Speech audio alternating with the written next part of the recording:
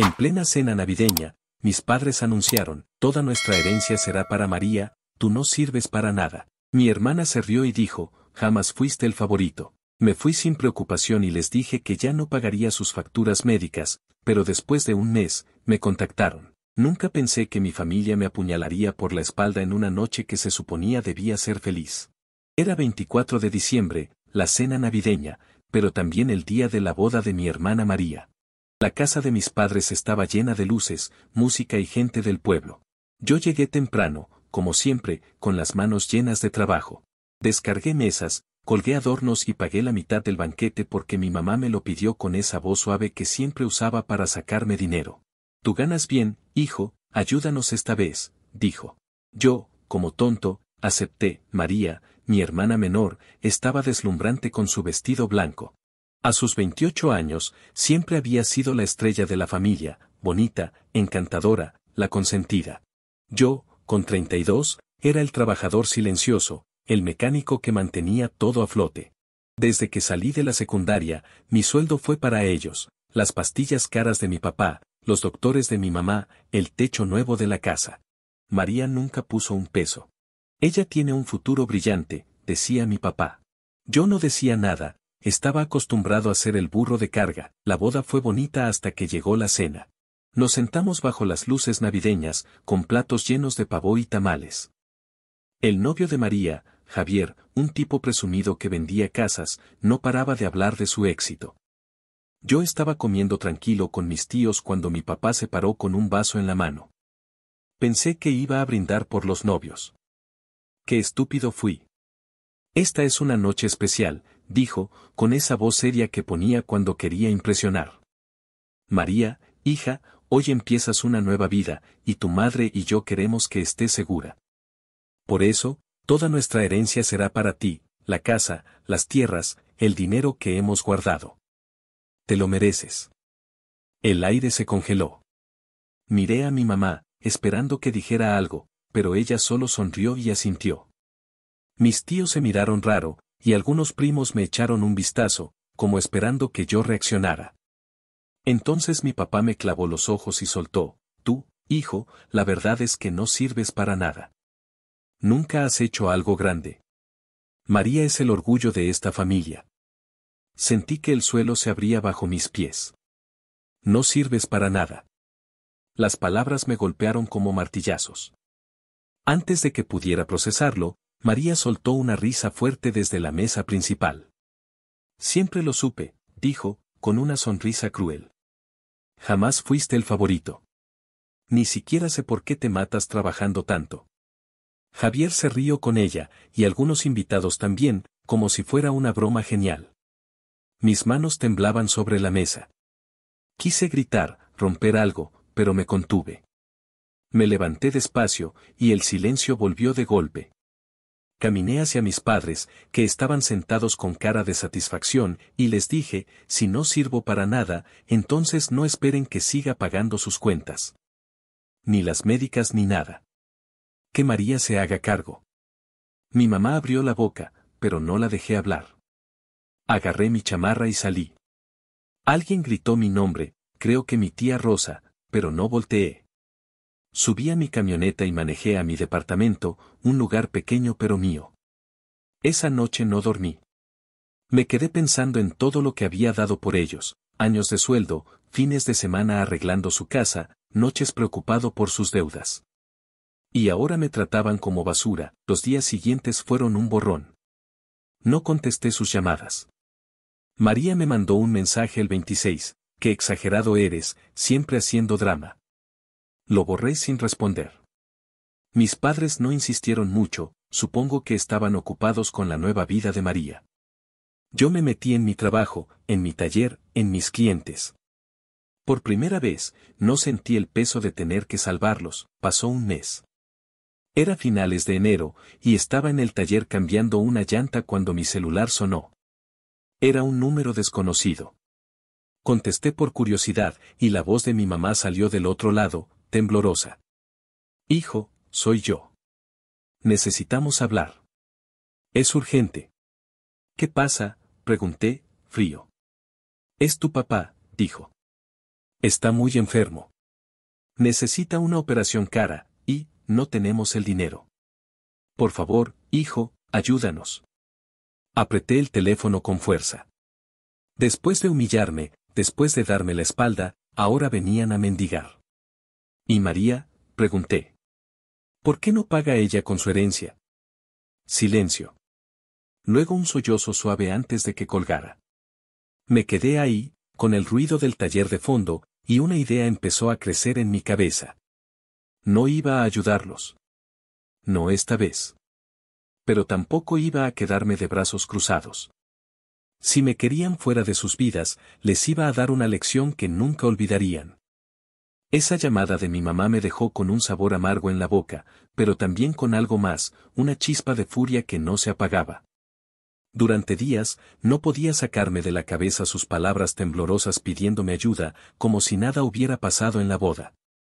¿Ayúdanos, hijo? Después de todo lo que dijeron, después de darme la espalda y reírse en mi cara, ahora venían a mí con la mano extendida. No. Esta vez no iba a ser su salvavidas. Esta vez, iba a hacer que pagaran. Los primeros días después de la llamada, me mantuve ocupado en el taller.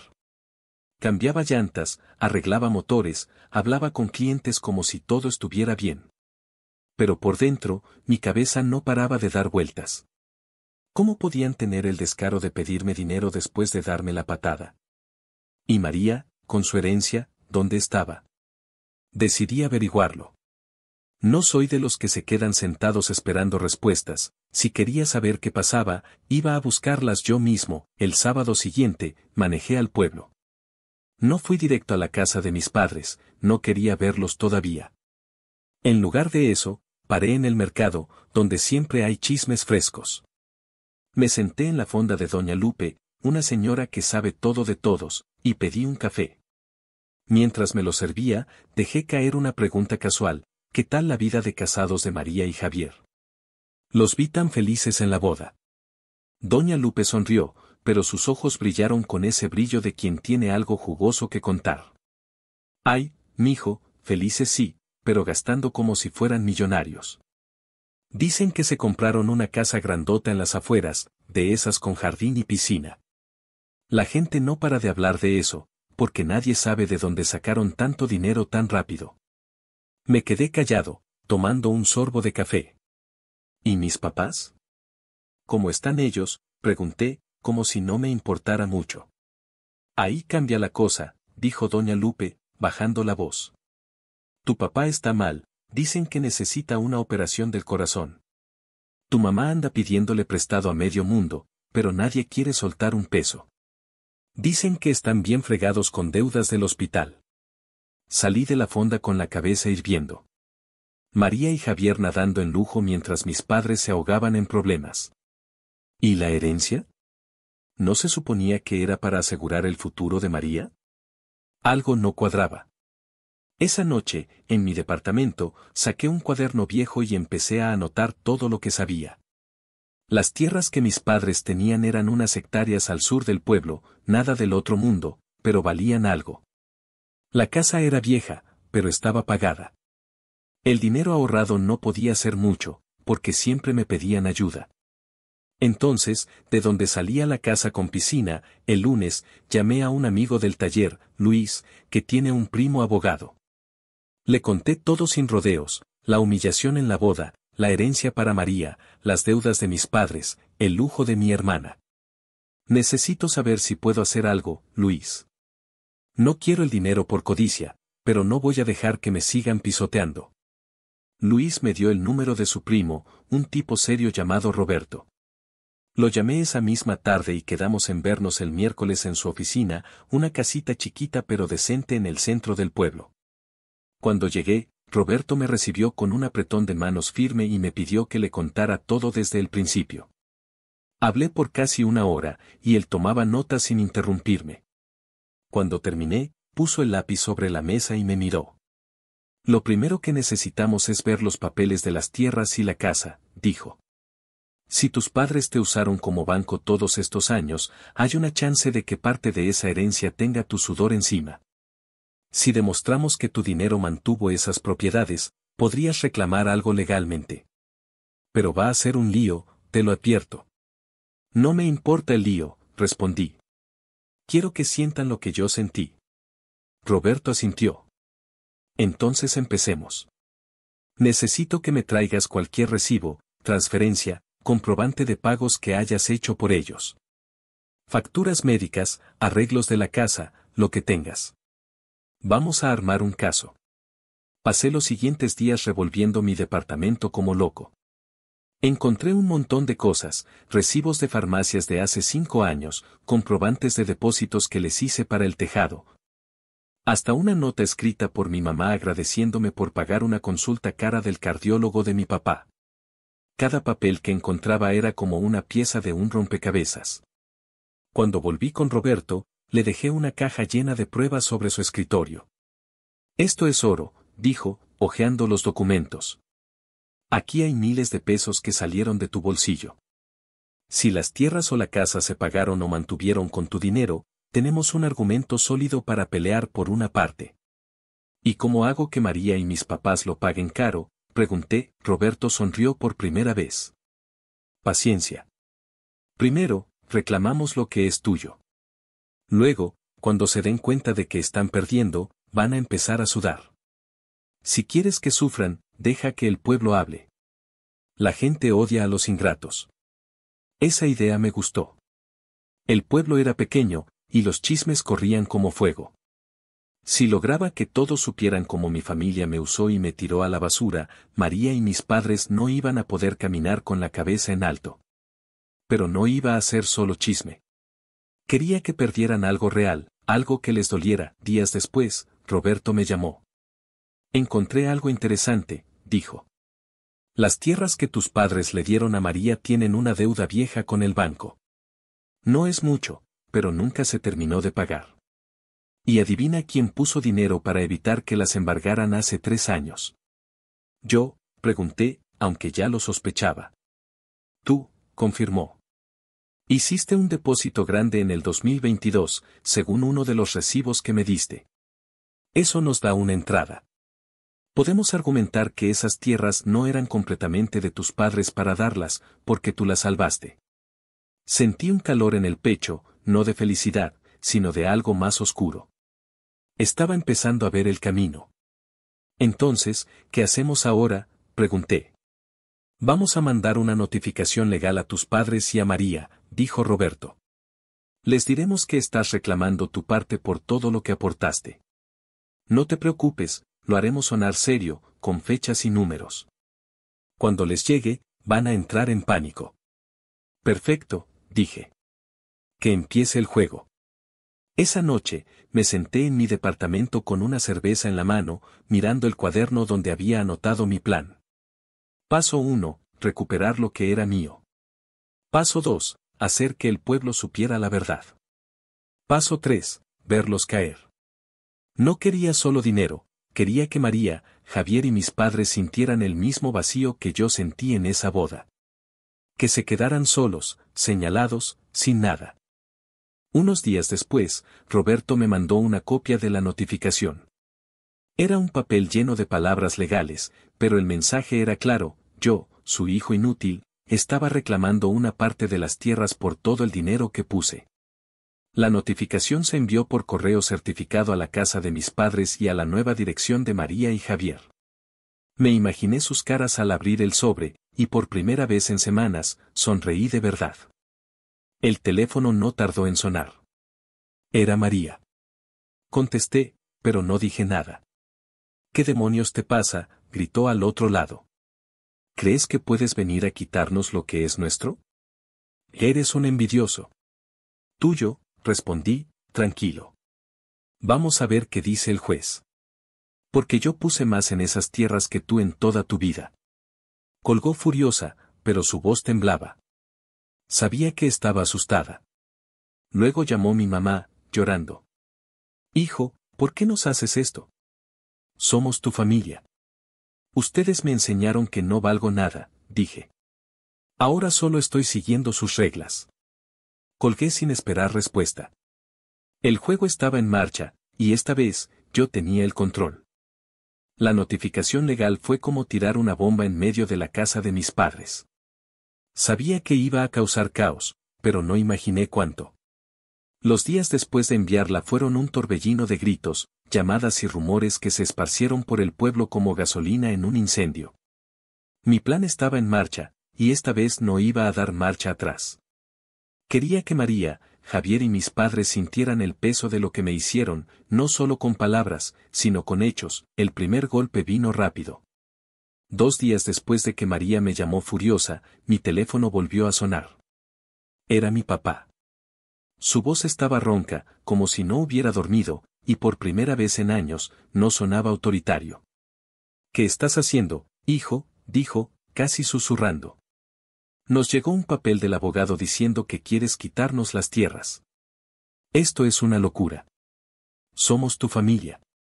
No me digas, familia, ahora, respondí, frío. Ustedes me sacaron de ella en la boda, ¿te acuerdas?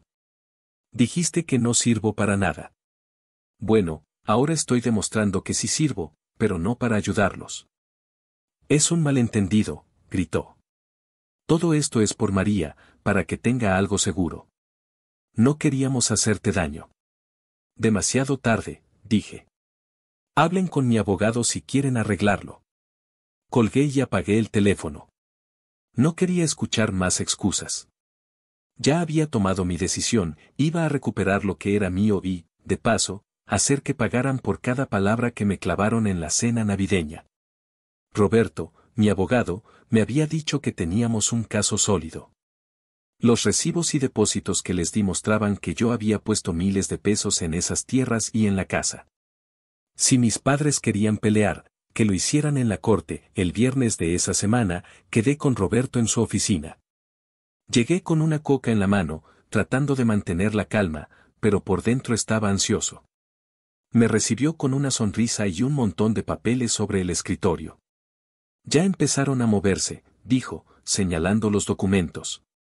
María y Javier contrataron a un abogado, un tipo barato del pueblo vecino. Mandaron una respuesta diciendo que las tierras son de ellos porque tus padres se las dieron legalmente. Pero no tienen cómo explicar el dinero que tú pusiste. Eso nos da ventaja. Entonces, ¿qué sigue?, pregunté. Presentamos todo al juez, dijo Roberto. Los recibos, las pruebas de las deudas que pagaste, los depósitos al banco para salvar las tierras. Vamos a pedir que se reconozca que tienes derecho a una parte, y si no quieren negociar, que se dividan o se vendan. Tus papás y María van a tener que responder en una audiencia. ¿Y cuánto tiempo va a tomar?, dije, porque quería que esto avanzara rápido. Unos meses, respondió. Pero podemos apretarlos antes.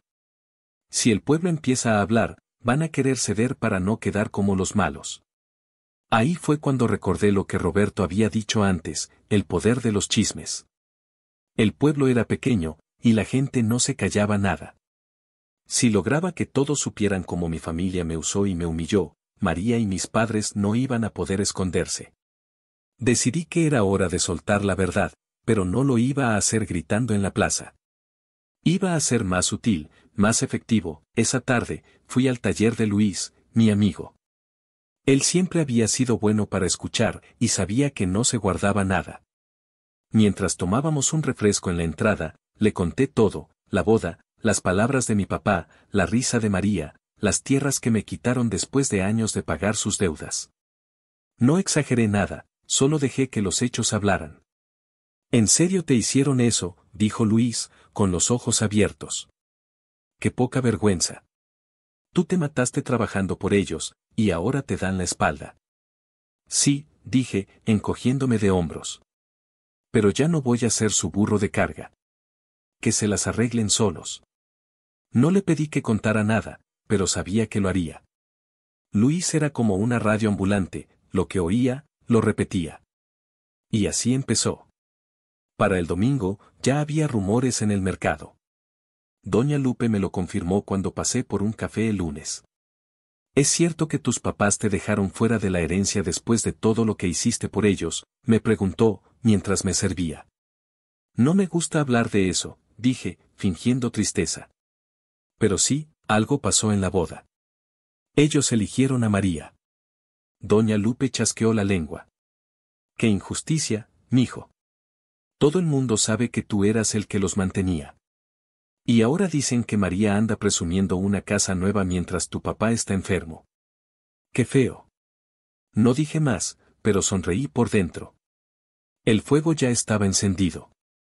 En una semana, el pueblo entero hablaba de cómo mis padres me habían usado y luego me tiraron como trapo viejo. Algunos decían que María era una malagradecida, otros que mis padres eran unos sinvergüenzas. Hasta Javier empezó a perder clientes en su negocio de casas, porque la gente no quería tratar con alguien tan desleal. Mientras tanto, Roberto me llamó con noticias. El juez aceptó revisar el caso, dijo. Hay una audiencia en 3 semanas. Tus papás y María tienen que presentarse con pruebas de que las tierras son suyas sin tu ayuda. Si no pueden, estamos en buena posición. ¿Y si pelean? Pregunté. Que peleen, dijo Roberto. Tenemos más pruebas que ellos. Y si se ponen tercos, pedimos que se venda todo para pagar las deudas pendientes. Eso los va a asustar. La idea de vender las tierras me gustó. No solo recuperaría algo de lo que puse, sino que dejaría a María sin su herencia y a mis padres sin nada que ofrecerle. Pero no quería parar ahí. Quería que sintieran la presión desde todos lados. Un día después, pasó algo que no esperaba. Mi tía Rosa, la única de la familia que siempre me trató bien, vino al taller. Traía cara de preocupación y una bolsa de tamales que me dio como excusa para hablar. Hijo, no sé qué está pasando, pero tu mamá está destrozada, dijo. Dice que los estás demandando y que el pueblo no para de hablar mal de ellos. ¿Es cierto? Es cierto, dije, sin rodeos. Me humillaron, tía. Me usaron por años y luego me echaron como si no valiera nada. Ahora que no tienen mi dinero, vienen a llorarme. Rosa suspiró. Sé que te hicieron mal, pero tu papá está muy enfermo. No tienen cómo pagar el hospital. María no quiere ayudar, dice que no es su problema. Eso me dio una idea. María no quiere ayudar, repetí. Entonces que mis papás le pidan a su favorita que lo saque del hoyo. Rosa no dijo nada más, pero vi en su cara que entendía mi punto. Se fue con los hombros caídos, y yo me quedé pensando. Si María no estaba ayudando, mis padres estaban solos. Perfecto.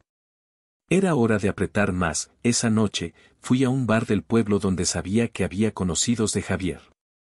Me senté con un par de cervezas y dejé caer comentarios sueltos, como María y Javier vivían como reyes mientras mis padres se hundían, como yo había pagado todo por años solo para que me dieran la espalda. No tardó en correr la voz. Al día siguiente, Luis me dijo que Javier había tenido una discusión fuerte con un cliente que lo llamó aprovechado. La audiencia llegó más rápido de lo que esperaba. Ese día, me puse una camisa decente y manejé con Roberto al juzgado. Cuando llegamos, vi a mis padres y a María en el pasillo. Mi papá estaba flaco, con ojeras, y mi mamá no paraba de secarse los ojos. María estaba al lado de Javier, los dos con cara de enojo.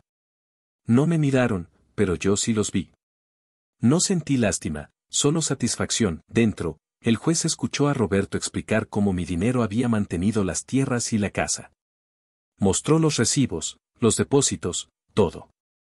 El abogado de María y Javier intentó decir que yo no tenía derecho porque las tierras eran de mis padres, pero no pudo explicar por qué yo había pagado las deudas. El juez frunció el ceño y dijo que necesitaba tiempo para decidir, pero ordenó que nadie tocara las tierras hasta entonces. Salí del juzgado con Roberto, que me dio una palmada en la espalda. Esto pinta bien, dijo. Están nerviosos. Si el juez falla a tu favor, van a perder mucho. Esa noche, el teléfono sonó otra vez. Era María, gritando como loca. Y vas a arruinar todo, imbécil. ¿Crees que te vas a salir con la tuya? Te vamos a hundir. Inténtenlo, dije, tranquilo. Pero primero explíquenle al juez de dónde salió su casa nueva mientras mis papás no tienen ni para comer.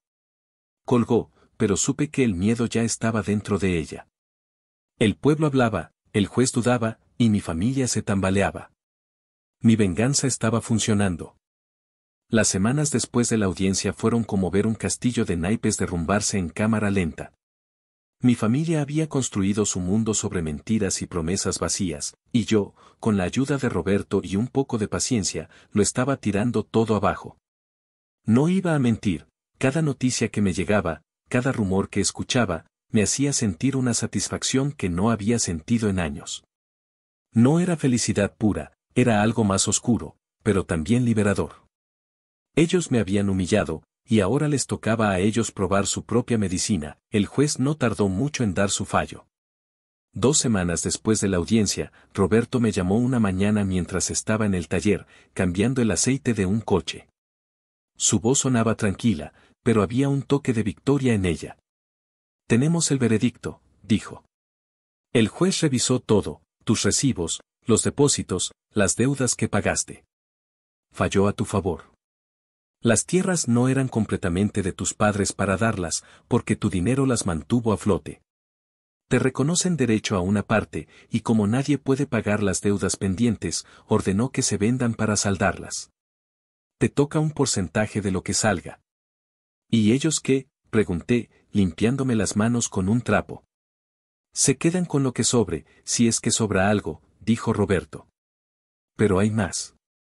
El banco ya estaba detrás de las tierras por esa deuda vieja. Si no pagan pronto, se las quitan. Y la casa también está en riesgo, porque tus papás pidieron un préstamo hace meses y no han pagado ni un peso. Sonreí, aunque no me viera. ¿Entonces se acabó? Casi, dijo. La venta se hace en un mes. Te aviso cuando tengas tu parte. Felicidades, hiciste que pagaran. Colgué y me quedé mirando el motor frente a mí. No sentí culpa, ni tristeza, solo una calma fría. Mi familia había apostado todo en María, pensando que yo iba a seguir siendo su cajero automático para siempre. Ahora, sin mi dinero y con las tierras en juego, estaban a punto de perderlo todo. El pueblo no tardó en enterarse. Para el fin de semana, la noticia estaba en boca de todos. Fui al mercado a comprar unas cosas, y doña Lupe me recibió con una mirada mezcla de asombro y respeto. ¿Es cierto que ganaste el caso, mijo?, preguntó, mientras me pasaba una bolsa de tortillas. Sí, dije, encogiéndome de hombros. Solo pedí lo que era justo. Justo y más, exclamó. Dicen que tus papás y María están desesperados. La gente no para de hablar de cómo te usaron y ahora están pagando el precio. Hasta Javier anda con la cola entre las patas, porque nadie quiere comprarle casas. No dije mucho, pero dejé que hablara. Cada palabra que salía de su boca era otro clavo en el ataúd de mi familia. Los rumores se volvieron una avalancha. María era una egoísta, mis padres unos ingratos, Javier un oportunista. Algunos hasta decían que yo era el héroe de la historia, el que se levantó después de ser pisoteado. No me importaba ser héroe. Solo quería que ellos sintieran el vacío que me dejaron en la boda. Unos días después, vi el primer signo de su caída. Pasé por la casa de mis padres en mi camioneta, no para entrar, solo para mirar. Había un letrero del banco pegado en la puerta, propiedad en proceso de embargo. La pintura vieja de la fachada parecía más gastada que nunca, y las luces navideñas que habían quedado colgadas estaban rotas. Nadie salió a verme, pero supe que estaban adentro, atrapados en su propio desastre. Esa misma semana, Luis me contó algo que casi me hace reír. Fui a ver a un cliente cerca de la casa nueva de María y Javier, dijo. Hay un letrero de «Se vende» en el jardín. Parece que no pueden pagar la hipoteca. La piscina está vacía, y el césped está todo seco. ¡Qué bajón, no! ¡Qué lástima!, dije, pero mi voz no tenía ni una gota de pena. Ellos habían gastado la herencia como si fueran millonarios, y ahora que las tierras se iban, no tenían cómo sostener su vida de lujo. Todo se les estaba deshaciendo en las manos. La venta de las tierras se hizo un mes después, como dijo Roberto. Me llamó para darme los detalles. Las hectáreas se subastaron por un precio decente, suficiente para pagar las deudas del banco y dejar algo de sobra. Mi parte fue un cheque por casi 200,000 pesos. No era una fortuna, pero era más de lo que esperaba. Lo primero que hice fue guardarlo en el banco. no por codicia, sino porque tenía planes. No iba a gastarlo en tonterías, iba a usarlo para crecer, para dejar atrás el pasado. Mis padres no se quedaron con mucho. El banco se llevó la casa unos días después de la venta y tuvieron que mudarse a un cuartito rentado en el pueblo. María y Javier perdieron su mansión poco después y terminaron rentando un departamento chiquito en las afueras. El negocio de Javier se hundió, porque nadie quería tratar con él. La herencia que tanto presumieron se esfumó, y con ella, su orgullo. Pensé que ahí acababa todo, pero no. Una tarde, mientras estaba en el taller revisando un motor, mi teléfono sonó. Era mi mamá. Dudé en contestar, pero al final lo hice. Hijo, dijo, con la voz quebrada. Por favor, ven a vernos. Necesitamos hablar. ¿Para qué?, pregunté, seco. Tu papá está peor, dijo. No tenemos dinero para sus medicinas. María no nos ayuda, y nosotros, no sabemos qué hacer. Te necesitamos. Sentí una punzada en el pecho, pero no era lástima, era rabia. ¿Y dónde estaba María cuando me echaron de la familia? ¿Dónde estabas tú cuando dijiste que no sirvo para nada? Nos equivocamos, sollozó. Perdónanos, hijo. Fuimos unos tontos. Por favor, no nos dejes así. Colgué sin decir más. Esa noche, María me mandó un mensaje: eres un maldito egoísta. Todo esto es tu culpa. Ojalá te pudras. Lo leí y lo borré.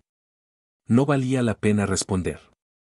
Ellos habían cavado su propio hoyo, y yo no iba a sacarles la pala. Con el dinero de las tierras, hice algo que llevaba años soñando: compré un terreno cerca del taller y empecé a construir uno más grande. Contraté a 2 mecánicos nuevos, amplié el espacio, y en pocos meses, el negocio creció como nunca. Los clientes llegaban por montones, algunos porque habían oído mi historia y querían apoyarme, otros porque mi trabajo era bueno. Por primera vez, sentí que lo que hacía era para mí, no para alguien más. Un día, mi tía Rosa pasó por el taller. Traía esa misma bolsa de tamales y una sonrisa triste. Hiciste lo que tenías que hacer, hijo, dijo. No te culpo. Ellos se lo buscaron. ¿Cómo están?, pregunté, no porque quisiera saber, sino por curiosidad. Mal, dijo. Tu papá apenas sale de la cama, tu mamá trabaja limpiando casas para pagar la renta. María y Javier se pelean todo el tiempo, dicen que van a divorciarse. Se les acabó el cuento de hadas. Asentí, pero no dije nada. Rosa me dio un abrazo antes de irse, y me quedé solo en el taller, mirando el lugar que había construido con mis manos y mi venganza. No sentí alegría completa, pero sí paz. Ellos me habían querido borrar, pero aquí estaba yo, de pie, mientras ellos se hundían. El último golpe vino meses después. Una noche, alguien tocó la puerta de mi departamento. Era mi papá, solo, apoyado en un bastón. Estaba flaco, con la cara hundida, y sus ojos estaban rojos. Hijo, dijo, con la voz temblando. Sé que no merezco pedirte nada, pero estoy desesperado. No tenemos nada. Te lo suplico, ayúdame. Lo miré por un rato, recordando la boda, sus palabras, la risa de María. Luego hablé, tranquilo pero firme. Tú me enseñaste que no sirvo para nada. Sigue viviendo con eso. Cerré la puerta y no volví a abrirla. Esa fue la última vez que lo vi. No sé qué pasó con ellos después, y no me importa. Vendí mi parte del pasado, construí mi futuro, y dejé que el pueblo terminara de enterrarlos en sus propios chismes. Mi venganza no fue solo tomar lo que era mío, fue verlos caer y caminar sin mirar atrás.